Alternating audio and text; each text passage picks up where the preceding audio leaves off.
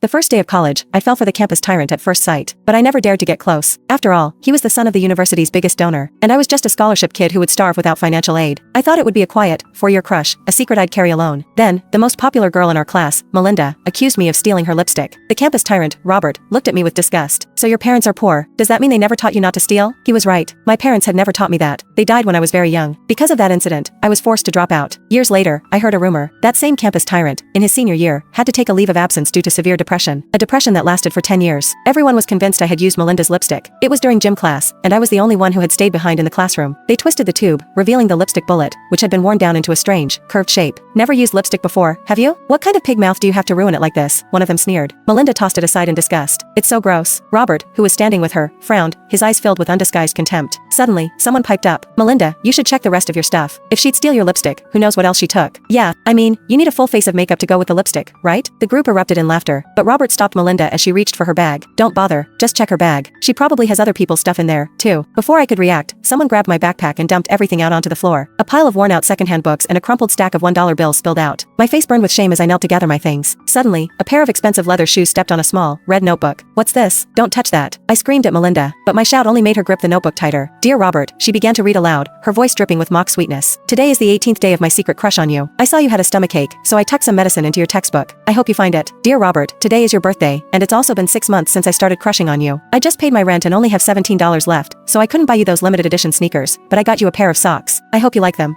Melinda read on, one entry after another. My face felt like it was on fire. The only person more mortified than me was Robert. His face was as dark as thunder. Dear Robert, someone mimicked. Robert, another jeered. The room filled with snickering. Someone pointed at Robert's feet. Dude, I was wondering why your style took a nosedive lately. Don't tell me those are the socks she gave you. Look, there are even initials embroidered on them. Oh my god, I'm dying. Robert's irritation was palpable. He kicked off his shoes, ripped the socks off his feet, and shoved them back into my bag. Don't ever give me crap like this again. Tears instantly stung my eyes. He slipped his shoes back on his bare feet and stormed out of the classroom, his face a furious mask. A few steps later, he came back, tore the pages about him from my notebook right in front of everyone, and threw the shredded paper in my face. And don't ever like me again, he spat. It's embarrassing. Through the blur of my tears, I saw him frantically wiping his hands, as if touching the paper had contaminated him. I just wanted to disappear, to escape this nightmare. But as I tried to leave, Melinda stuck her foot out and tripped me. You think you can just steal my lipstick and get away with it? It really wasn't me. Before Melinda could respond, Robert shot back, his voice sharp. So your parents don't give you money. Does that mean they never taught you not to take what isn't yours? The tears I'd been holding back finally fell. He was right. My parents had never taught me that. Because they were long dead. Stealing and now you're playing the victim? If your parents won't teach you how to behave, society will. Melinda stood up, grabbing the lipstick and advancing toward me. I scrambled backward, but her friends grabbed me and held me down. The lipstick moved across my face, cold and waxy. When she was done, 4 words were scrawled across my cheeks. I am a thief.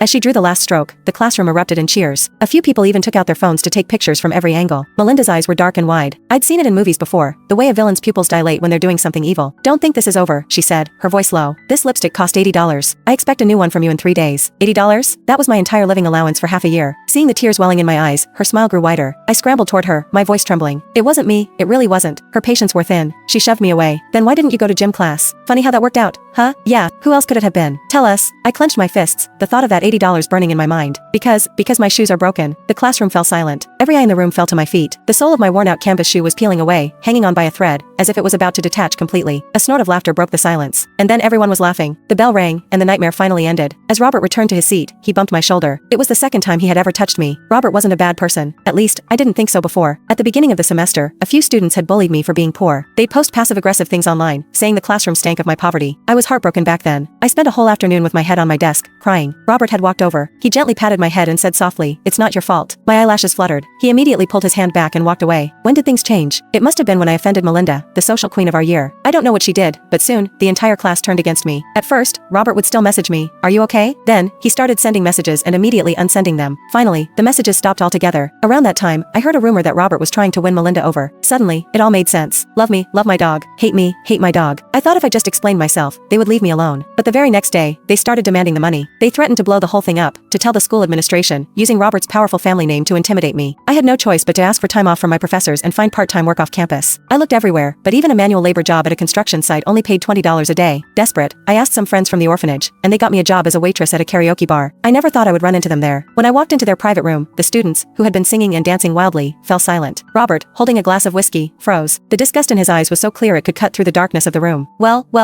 look who it is. I didn't know our little Ivy was a thief by day and a hostess by night. My face flushed. I put down the drinks and tried to run out. Stop. Something hard hit the back of my head. Melinda had thrown the remote control at me. Did the customer say you could leave? I took a deep breath and forced a smile. Is there anything else I can get for you, ma'am? She smirked. You're here to make money, right? I'm in a good mood today, so I'll help you out. One bottle of liquor, $1,000. How about it? $1,000. It was a number I couldn't even comprehend. In my budget for all 4 years of college, my total expenses didn't even add up to that. It would be a lie to say I wasn't tempted, but I had never had a drop of alcohol in my life. What are you waiting for? Don't want it? Well, then, I'll do it. I looked her straight in the eye. Robert snorted, shooting me a look of pure disdain. The room erupted with excitement. Come on, our little escort for the evening. Have a seat. I knew they were mocking me, but I was used to it. Elementary school, middle school, now college. I'd been through this too many times to count. As I sat down, Robert shifted 2 inches away, as if I was something filthy. I swallowed the lump of bitterness in my throat and opened the first bottle. The strong smell of alcohol made me cough for what felt like an eternity. That night, I had my first drink, and I also learned, for the first time, that I was allergic to alcohol. Half a bottle in, red welts started to break out all over my skin. Suddenly, I was being pushed into someone's warm body. The room was spinning. I mumbled, Robert, I feel so sick. Can you get me some water? Whoa, this is getting spicy. Robert, dude, this girl is really into you. She's in another guy's arms and still calling out your name. Robert's brow furrowed. His eyes fell on my hand, which was wrapped around another guy's neck, and a wave of irritation washed over him. Finally, he looked away in disgust. Pathetic. And so, I became their plaything for the night. Melinda would push me from one guy to the next. None of them refused. Their hands roamed freely over my body, all except one. Robert. The moment someone tried to push me toward him, he stood up abruptly. You guys have your fun, leave me out of it. He threw his glass down and walked out. The others looked at each other, confused. What's up with Robert? Oh, right, I forgot he hates her. Maybe the bitch just ruined his mood. Melinda didn't say anything. She stared silently in the direction Robert had gone, then put down her glass. She smiled at the group. Well, since Robert's gone, I guess we should call it a night. They grabbed their jackets and headed for the door. Suddenly, one of the girls turned and pointed at me. What about her? Melinda smiled sweetly. Just leave her here. Someone will pick her up. My head was splitting. Through the haze, I saw several large, pot-bellied middle-aged men walking toward me. The sight shocked me into a state of partial sobriety. I fumbled for my phone and typed in the number I had memorized, the number I had repeated to myself thousands of times. Are you far? I'm still in the private room.